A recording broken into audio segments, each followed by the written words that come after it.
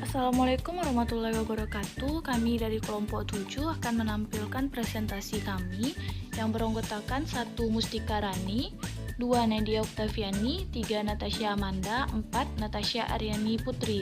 Selamat menikmati dan semoga kalian semua paham dengan materinya. Terima kasih.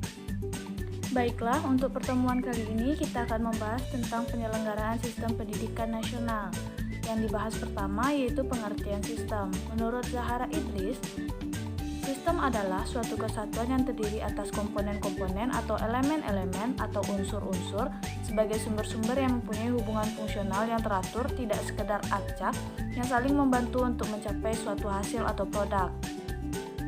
Yang kedua, pengertian pendidikan nasional. Menurut Sunaria, pendidikan nasional adalah suatu sistem pendidikan yang berdiri di atas landasan dan dijiwai oleh falsafah hidup suatu bangsa, dan tujuannya bersifat mengabdi kepada kepentingan dan cita-cita nasional bangsa tersebut. Yang ketiga, yaitu pengertian sistem pendidikan nasional. Sistem pendidikan nasional adalah satu keseluruhan yang berpadu dari semua satuan dan aktivitas pendidikan yang berkaitan satu dengan yang lainnya untuk mengusahakan tercapainya tujuan pendidikan nasional.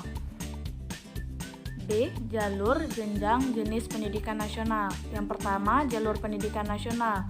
A. Pendidikan sekolah, yaitu pendidikan yang dilaksanakan di sekolah melalui kegiatan belajar mengajar secara berjenjang dan bersinambungan, sifatnya normal, diatur berdasarkan ketentuan-ketentuan pemerintah, dan mempunyai keseragaman pola yang bersifat nasional. B. Jalur pendidikan luar sekolah, pendidikan yang bersifat kemasyarakatan yang diselenggarakan di luar sekolah melalui kegiatan belajar mengajar yang tidak berjenjang dan tidak bersinambungan, yang bersifat tidak formal dalam arti tidak ada keseragaman pola yang bersifat nasional.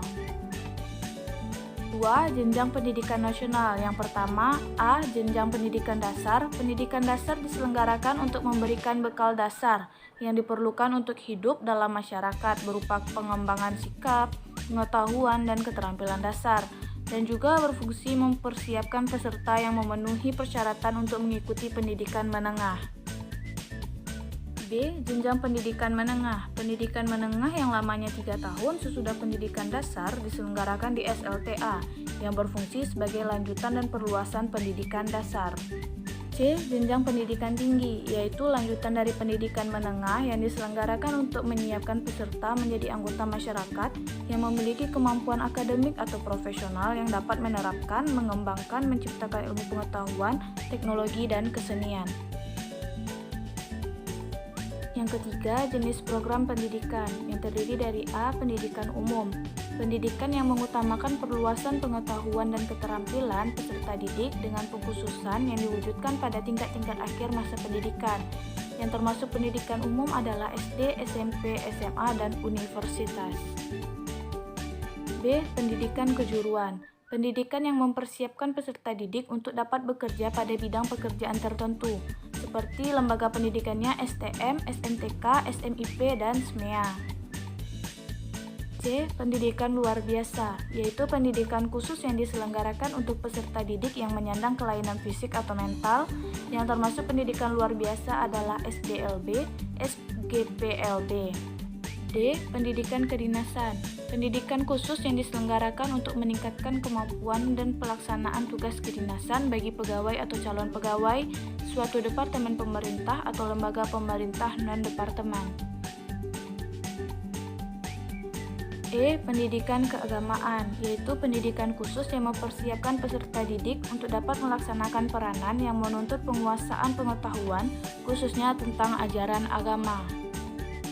C. Standar pendidikan nasional, terdiri dari 1. Standar kompetensi lulusan, yaitu untuk satuan pendidikan dasar dan menengah digunakan sebagai pedoman penilaian dalam menentukan kelulusan peserta didik. 2. Standar isi. Standar isi mencakup lingkup materi minimal dan tingkat kompetensi minimal untuk mencapai kompetensi lulusan minimal pada jenjang dan jenis pendidikan tertentu. 3. Standar proses, yaitu proses pembelajaran pada satuan pendidikan diselenggarakan secara interaktif, inspiratif, menyenangkan, menantang, memotivasi peserta didik untuk berpartisipasi aktif, serta memberikan ruang yang cukup bagi prakarsa, kreativitas, dan kemandirian sesuai dengan bakat, minat, dan perkembangan fisik serta psikologis peserta didik. 4. Standar pendidik dan tenaga kependidikan. Pendidik harus memiliki kualifikasi akademik dan kompetensi sebagai agen pembelajaran, sehat jasmani dan rohani, serta memiliki kemampuan untuk mewujudkan tujuan pendidikan nasional. 5. Standar sarana dan prasarana. Setiap satuan pendidikan wajib memiliki sarana yang meliputi perabot, peralatan pendidikan, media pendidikan, buku dan sumber belajar lainnya, bahan habis pakai, serta perlengkapan lain yang diperlukan untuk menunjang proses pembelajaran yang teratur dan berkelanjutan. 6. Ruangan pengelolaan pendidikan. Standar pengelolaan terdiri dari 3 bagian, yakni standar pengelolaan oleh satuan pendidikan, standar pengelolaan oleh pemerintah daerah, dan standar pengelolaan oleh pemerintah. 7. Standar pembiayaan pendidikan. Pembiayaan pendidikan terdiri atas biaya investasi, biaya operasi, dan biaya personal. 8. Standar penilaian pendidikan. Penilaian pendidikan pada jenjang pendidikan dasar dan menengah terdiri atas 1. Penilaian hasil belajar oleh pendidik, 2. Penilaian hasil belajar oleh satuan pendidikan, 3. Penilaian hasil belajar oleh pemerintah. D. Fungsi, tujuan, prinsip, dan dasar pendidikan nasional.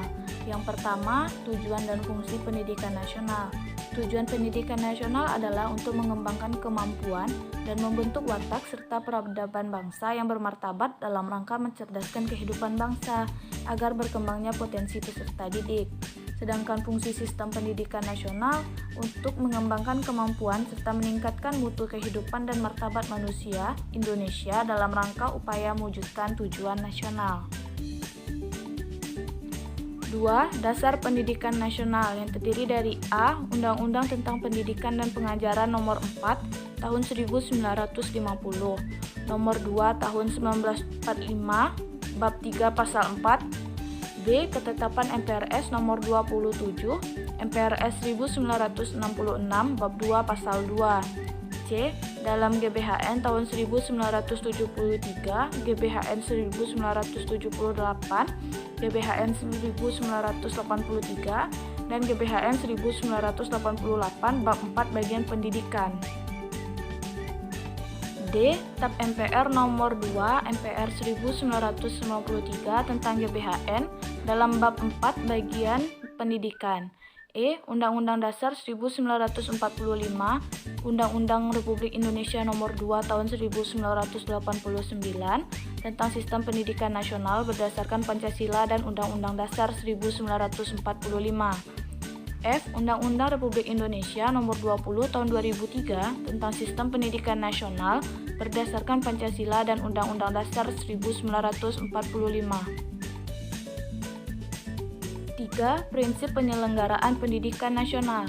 A. Pendidikan diselenggarakan secara demokratis dan berkeadilan serta tidak diskriminatif dengan menjunjung tinggi hak asasi manusia, nilai keagamaan, nilai kultural, dan kemajemukan bangsa. B. Pendidikan diselenggarakan sebagai satu kesatuan yang sistematik dengan sistem terbuka dan multimakna. C. Pendidikan diselenggarakan sebagai suatu proses pembudayaan dan pemberdayaan peserta didik yang berlangsung sepanjang hayat. D. Pendidikan diselenggarakan dengan memberi keteladanan, membangun kemauan, dan mengembangkan kreativitas peserta didik dalam proses pembelajaran. E. Pendidikan diselenggarakan dengan mengembangkan budaya membaca, menulis, dan berhitung bagi segenap warga dan masyarakat. F. Pendidikan diselenggarakan dengan memberdayakan semua komponen masyarakat melalui peran serta dalam penyelenggaraan dan pengendalian mutu layanan pendidikan.